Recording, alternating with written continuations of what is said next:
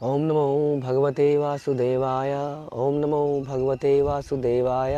ओम नमो भगवते वासुदेवाय।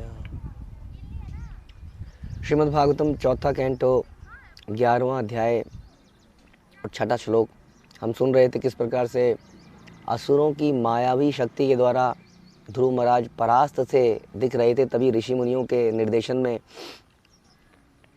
ध्रुव महाराज ने शस्त्र उठाया, भगवान का नाम लिया, भगवान का दिया हुआ भगवान की शक्ति प्रदत्त शस्त्र को उठाया और उसको उठाते ही सारा का सारा माया समाप्त हो गई वहाँ पर। उसके बाद उन्होंने बड़ा ही ज़बरदस्त तरीके से यक्षों को मारना शुरू कर दिया। उनके हाथ पैर सब कटने लगे, वो समाप्त ही हो रहे थे। उसके बाद क्या हुआ?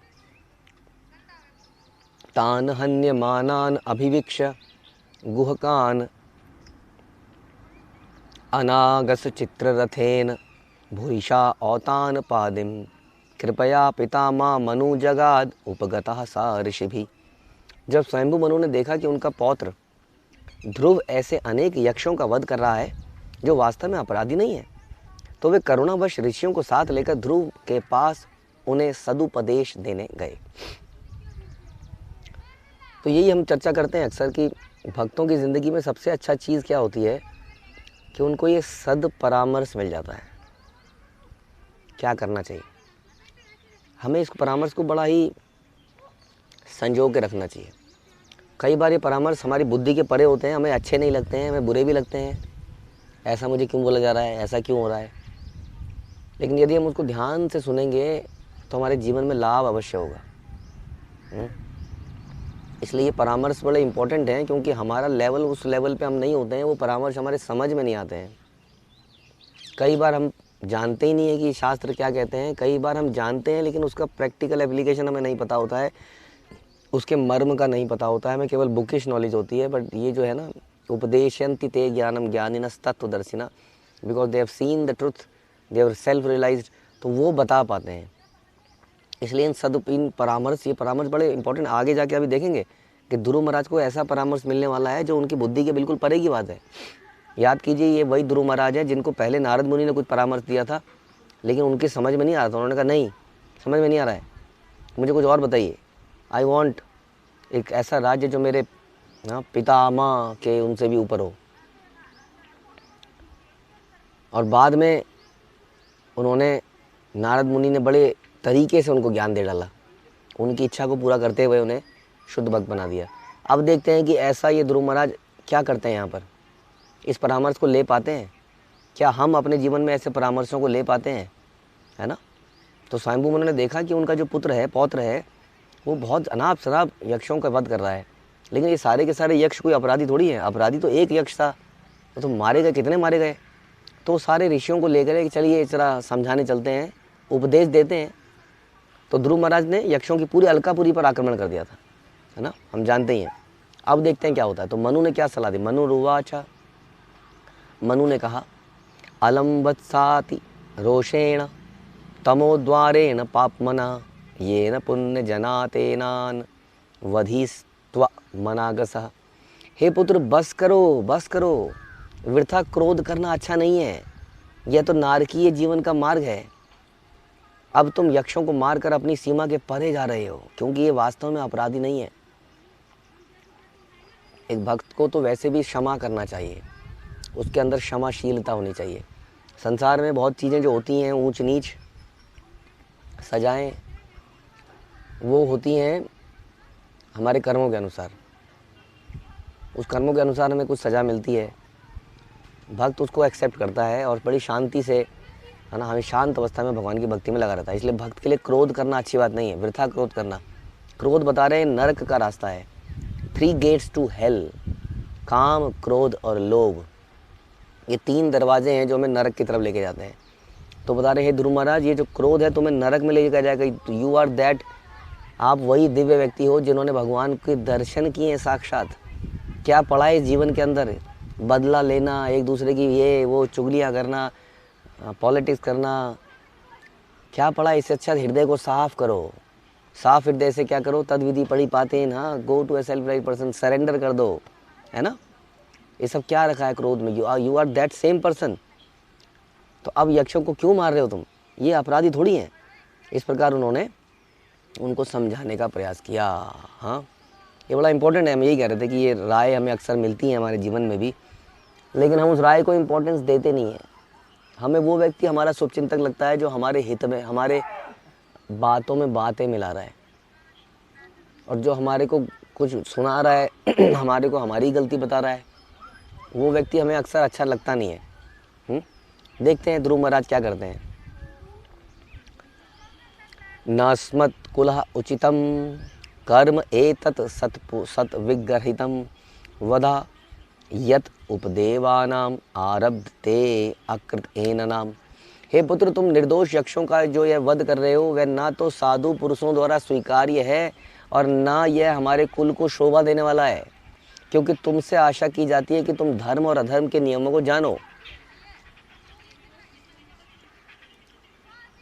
वो एक महान भक्त थे, हम भी भक्त बनने का प्रयास कर रहे हैं, हम भी भगवद गीता पढ़ते हैं, हम भी आचार्यों के शास्त्रों को सुनते हैं, हमें भी मालूम है कि धर्म क्या है अधर्म क्या है, लेकिन हम फिर भी अधर्म की तरफ चले जाते हैं। हमारी अटैचमेंट्स और है ना, मैं और मेरा के चक्कर में हम भूल जाते हैं कि सही क्या है और गलत क्या है। इसलिए बता रहे हैं कि तुम निर्दोष, ये जो तुम वध कर रहे हो ये साधु पुरुषों द्वारा स्वीकार्य नहीं है।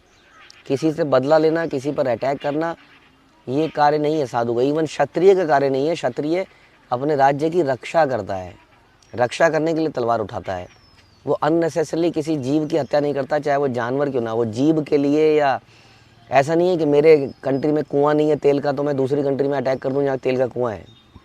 It is not like that. इसलिए स्वीकार्य नहीं है, ये शोभा नहीं। और तुम्हें धर्म के नियमों को पता होना चाहिए, कब हत्या करी जा सकती है, कब हत्या नहीं करी जा सकती है, कब अटैक करा जा सकता है, कब तुम्हें पता होना चाहिए। ऐसा स्वयंभू मनु ने बोला। नन्वे कस्यापराधेन प्रसंगाद बहवो हता भ्रातुर्वधाभित वित्तेन त्वयांग भातृवत्सला। हे पुत्र, यह सिद्ध हो चुका है कि तुमने अपने बड़े भाई के प्रति कितने वत्सलो, कितना दिखाना चाहते हो। ये दुनिया में ये प्यार मोहब्बत को कितना हम दिखाना चाहते हैं। कई बार ऐसा भी होता है कि हम चल रहे हैं, हमारे किसी रिश्तेदार को किसी ने टच कर दिया तो हम आग बबूल हो जाते हैं, जस्ट दिखाने के लिए कि हम आपसे कितना प्यार करते हैं। काट दूंगा, उसने मेरे भाई को हाथ लगाया, उसने मेरे को ये कर दिया ना, कुछ कुछ ऐसा। तो ये बता रहे हैं ये सिद्ध हो चुका है ना कि अपने भाई के प्रति तुम कितने वत्सल हो। हाँ, ऐसी वत्सलता गुरु और भगवान के लिए होनी चाहिए। लेकिन गुरु को या भगवान को कोई कुछ बोल जाता है तो हमारे सर पे जूं नहीं रेंगती। हम कहते हैं कोई नहीं है, उसकी श्रद्धा है, हमें क्या मतलब है।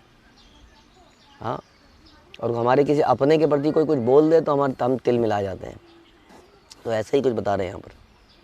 कह रहे हैं कि यक्षों द्वारा उनके मारे जाने से तुम कितने संतप्त हो भैया, कितने लोगों को मार दोगे। जरा सोचो कि केवल एक यक्ष के अपराध के कारण तुम सारों को मार ही डालोगे, क्या वध ही कर दोगे। हाँ, कुछ कुछ ऐसा हमारा भी व्यू बन जाता है। कोई एक व्यक्ति गंदा है तो उसके परिवार का, उसका भाई भी गंदा है, उसकी बहन भी गंदी है, हम इस खानदान को नहीं छोड़ेंगे। फिर वो कहते हैं हम मुस्लिमों को नहीं छोड़ेंगे, वो कहते हैं हम सिखों को नहीं छोड़ेंगे, हम पूरी कौम को मार देंगे। भगवान की धर्म जो है ये नहीं सिखाता है। धर्म तो प्रेम सिखाता है, हाउ टू लव, है ना। हाँ, अपनी रक्षा के लिए, जैसे अर्जुन ने बाण उठाया तो अपनी रक्षा के लिए आपको करना पड़ेगा, दैट्स एवरीथिंग। यहाँ कुछ ऐसा नहीं था ना। तो बता रहे कि कितना प्रेम दिखाओगे, सबको मार डालोगे। इस प्रकार से बोल रहे हैं। नायम मार्गो ही साधुनाम ऋषिकेशानुवर्तिनाम यदात्मानं परागृह पशुवद भूत वेशसम। मनुष्य को चाहिए कि वह शरीर को ही आत्मा ना माने। शारीरिक संबंधों को सब कुछ मान लेता है ना हम लोग, और इस प्रकार पशुओं की भांति दूसरों का वध ना करे, या दूसरों को मारे ना, या दूसरों को डांटे ना। मेरा बच्चा बहुत सही, हमेशा सही है, दूसरे का बच्चा हमेशा गलत है। क्यों? क्योंकि वो मेरा है, मेरे शरीर से निकला है। हाँ, अपनों के लिए, अपने शरीर से उत्पन्न चीज़ों के लिए हमसे जो प्यार होता है वो हम बाकी लोगों के लिए नहीं कर पाते हैं।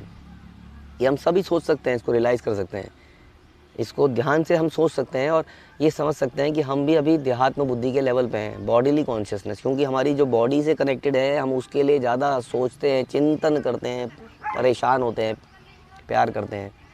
लेकिन बाकियों के लिए हमारे हृदय में वो प्यार आता ही नहीं है। इसका मतलब अभी हमारे अंदर देहात्म बुद्धि है। इसका मतलब अभी हमें बहुत मेहनत करने की आवश्यकता है। अभी the common point is not that Krishna consciousness. हाँ, ये हमें समझना पड़ेगा। Common process is not our guru parampara for example. तो इसलिए बता रहे हैं कि मनुष्य को शरीर को ही आत्मा ना माने और आत्मा ना माने और इस प्रकार पशुओं की बात ही दूसरों का वध न करे। हाँ, श्री भगवान की भक्ति पथ का अनुसरण करने वाले साधु पुरुष ने इसे विशेष रूप से वर्जित किया है। हाँ, कई बार लोग कहते हैं कहाँ पे लिखा है कि मीट नहीं खाना चाहिए। यहाँ लिखा है, बाकी तो लिखा ही है जो भी हम जब बताते हैं आपको 4 नियम। किसी का वध करना अलाउड करा ही नहीं गया है कभी इस प्रकार से। इसलिए बाइबल में भी लिखा गया कि दाऊ शैल नॉट किल, या सॉरी हाँ दाऊ शैल नॉट किल। तो ये सब धर्मों में बताया गया, लेकिन फिर भी लोग सोचते हैं नहीं मीट खाना अलाउड है। फिर हमने इसलिए एक वीडियो निकाली मीट खाने के ऊपर कि कहाँ अलाउड है। ऐसा थोड़ी कि डॉक्टर कहता है सिगरेट पी लो तो इसका मतलब डॉक्टर कह रहा है सिगरेट पीना अच्छा है। अरे भैया तुम 100 सिगरेट पीते थे तो डॉक्टर कहता है मर जाओगे 10 पियो। तो डॉक्टर प्रेस्क्राइब कर रहा है कि सिगरेट पीना मेरा प्रेस्क्रिप्शन का पार्ट है। वो तो आपकी कंडीशनिंग को देख के आपको बोला गया है एंड स्लोली आपको एलिवेट करा जाएगा। लेकिन हम उसी को बहाना बना लेते हैं, उसी को लूप होल मान लेते हैं और वो करने लगते हैं। हाँ, तो इस प्रकार से किसी भी प्रकार का वध वर्जित ही है, अनलेस कि वो हमारे गुरु भगवान के द्वारा बताया गया हो। हाँ, साधु नाम ऋषिकेशानुवर्तिनम शब्द बड़ा महत्वपूर्ण है। आखिर साधु पुरुष कौन है? साधु वह है जो भगवान ऋषिकेश की सेवा के पथ का अनुसरण करता है। साधु कौन है? साधु कपड़ों से नहीं पता चलेगा। साधु वो है जो भगवान कृष्ण की सेवा के पद का अनुसरण करता है। उसका जीवन का पर्पस भगवान की सेवा है। पर्पस समझते हैं आप?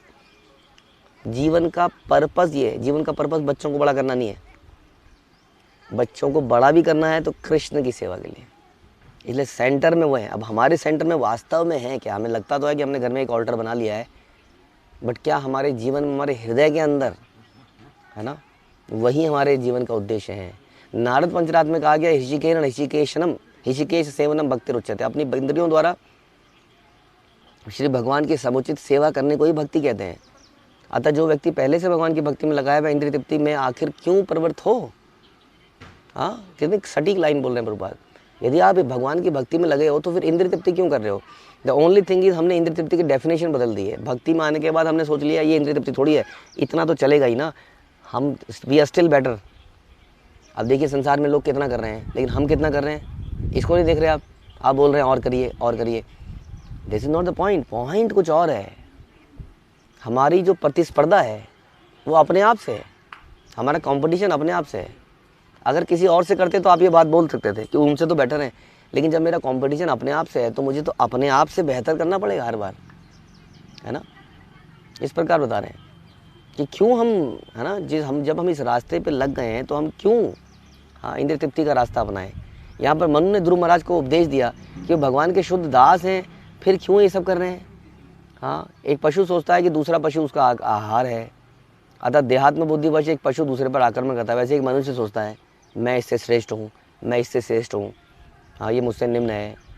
इस प्रकार साधुओं को पशु का वृथा वध नहीं करना चाहिए और साधु का हृदय में बड़ी दया, सहनशीलता, त्याग होना चाहिए। तो इस प्रकार का जो है उपदेश दे रहे हैं यहाँ पर। कौन दे रहे हैं? स्वयंभू मनु दे रहे हैं। हाँ, तो स्वयंभू मनु इस उपदेश को अभी जारी रखेंगे।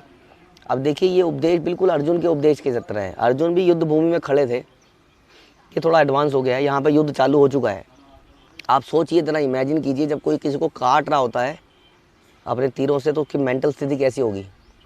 बहुत ही पैशनेट होगी, उस वक्त गर्म हो रखा होगा, ये मार रहे हैं ना कंटिन्यूसली, उधर से भी अटैक हो रहा है, इधर से भी हो रहा है। ऐसी स्थिति में कोई किसी को उपदेश दे सकता है क्या? ऐसी स्थिति में ध्रुव महाराज को उपदेश दिया गया है। अब वो इसको क्या प्रत्युत्तर देंगे, इसको कैसे लेंगे, इससे पता चलेगा वो कितने महान भक्त हैं। इसको हम अगले प्रवचन में सुनेंगे। हरे कृष्ण। श्रील प्रभुपाद की जय। ग्रंथराज श्रीमद् भागवतम।